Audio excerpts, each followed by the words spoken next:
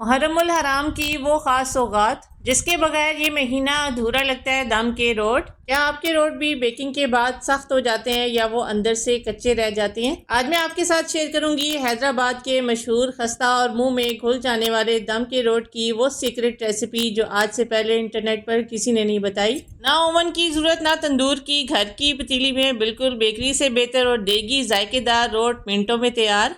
एक एक स्टेप को गौर से देखिएगा क्योंकि एक छोटी सी ट्रिक आपके रोट को बना सकती है सुपर हिट। तो चलिए शुरू करते हैं। बिस्मिल्लाहिर्रहमानिर्रहीम। अस्सलाम वालेकुम, मैं हूँ इरम। कैसी है मेरी यूट्यूब फैमिली? उम्मीद है कि सब ठीक होंगे। दम के रोट बनाने के लिए सबसे पहले मिक्सी जार में आधा कप चीनी शामिल करेंगे। 4 या 5 हरी इलायची को इस तरह से खोलकर चीनी में शामिल करेंगे। इलायची के दाने और चीनी को अच्छी तरह से ग्राइंड करके फाइन सा आपने इसका पाउडर बनाना है। अब रोट की डो बनाने के लिए एक खुले बर्तन में शामिल करेंगे 1 कप गंदम का आटा, नॉर्मल जिससे हम घर में रोटी बनाते हैं वो आपने इसमें इस्तेमाल करना है। आटे के साथ हाफ कप सूजी डालेंगे। सूजी आपने बारीक वाली लेनी है। अगर मोटी सूजी है तो एक बार मिक्सी जार में डालकर पीस कर आपने इसको यूज करना है, लेकिन मोटी सूजी का आपने इस्तेमाल नहीं करना। चीनी और इलायची का जो हमने पाउडर मिक्सी जार में बनाया था इसमें डालेंगे। हाफ कप पिसा हुआ नारियल या नारियल का बुरादा डेसिकेटेड कोकोनट डालेंगे जिससे रोट में बहुत ही अच्छा सा टेस्ट आएगा। 2 टेबल स्पून छोटे वाले सफेद तेल इसमें शामिल करेंगे। इसके अलावा इसमें शामिल करेंगे 1 टेबल स्पून खसखस। Half table spoon baking powder डालने के बाद हाफ टेबल स्पून इसमें नमक शामिल करेंगे।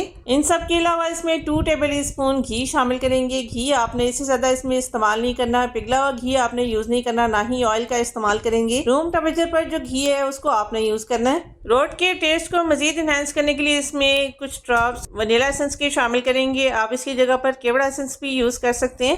वनीला एसेंस डालने के बाद अब इन सारे ड्राई इंग्रेडिएंट्स को घी के साथ अच्छी तरह से मिक्स करेंगे।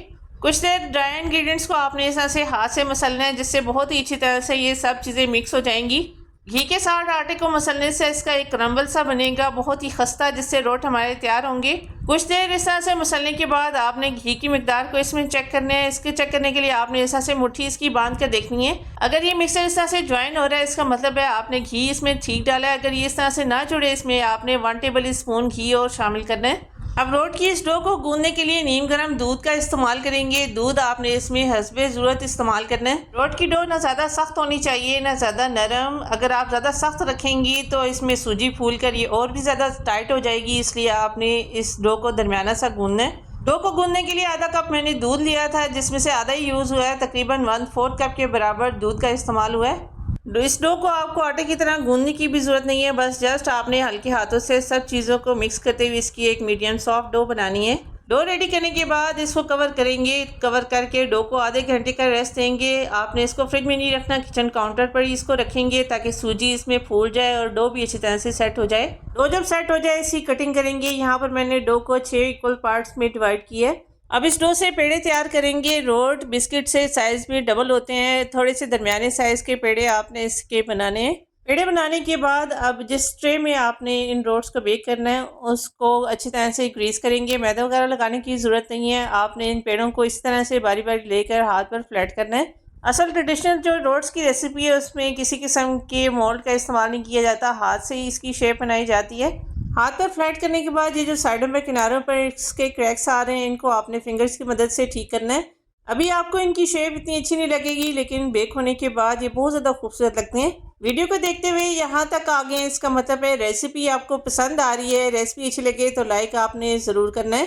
चैनल पर नए हैं या पहली बार आए हैं सब्सक्राइब कर लीजिए। साथ ही लगे बेल आइकन को प्रेस करके जब आप ऑल पर सेलेक्ट करेंगे हमारी हर आने वाली न्यू वीडियो का नोटिफिकेशन आपको सबसे पहले मिलेगा। मेरे सब देखने वाले व्यूअर्स का बहुत शुक्रिया। रोट की शेप बनाने के बाद अब इसके ऊपर दूध अप्लाई करेंगे। 2 टेबल स्पून नीम गर्म दूध में 2 टेबल स्पून आपने चीनी शामिल करके अच्छी तरह से इसको मिक्स करके ब्रश की मदद से इनके ऊपर लगाना है। चाहें तो आप इस स्टेप को स्किप भी कर सकते हैं, लेकिन दूध अप्लाई करने से रोट का कलर बेक होने के बाद बहुत खूबसूरत आएगा। दूध लगाने के बाद कुछ कटे हुए नट्स भी इनके ऊपर अप्लाई करेंगे जिससे ये और भी ज़्यादा दिखने में खूबसूरत होंगे। नट्स आप अपनी मर्ज़ी के अपनी पसंद के कोई भी इनके ऊपर अप्लाई कर सकते हैं। मैंने यहाँ पर कटे हुए बादाम, 4 मगज़, सफ़ेद तिल, पिसा हुआ नारियल, इसके अलावा मैंने कुछ खसखस का इसमें इस्तेमाल किया है। रोट रेडी करने के बाद चले अब इनको बेक करते हैं। बेकिंग के लिए 10 मिनट पहले ही मैंने पतीले को स्लो फ्लेम पर गर्म होने के लिए रख दिया था। पतीला अच्छी तरह से गर्म है। बहुत ही एहतियात से ट्रे आपने इसके ऊपर रखनी है। अगर आप ओवन में बेक कर रहे हैं उसकी भी टाइमिंग मैं आपको आगे चल के बताती हूँ। स्लो फ्लेम पर रोट को तकरीबन आधे घंटे के लिए बेक करेंगे। रोट जब गर्म होते हैं तो थोड़े से सॉफ्ट होते हैं, लेकिन जैसे जैसे ठंडे होते जाते हैं ये एकदम क्रिस्पी होते जाते हैं। बैक साइड से देखिए कितनी अच्छी तरह से ये परफेक्टली बेक हुए हैं और दूध अप्लाई करने से कितना बेहतरीन इनके ऊपर कलर आया है। अगर आपके भी रोट बेकिंग के बाद सख्त हो जाते हैं और अंदर से कच्चे भी रह जाते हैं, एक बार आपने मेरी इस रेसिपी को ट्राई करना है, इंशाल्लाह आपको पसंद आएंगे। जैसे जैसे इनको हवा लगेगी ये और भी ज़्यादा क्रिस्पी होंगे, अंदर से सॉफ्ट ऊपर से सुपर क्रिस्पी मज़ेदार ये रोट आपने भी ट्राई ज़रूर करने हैं।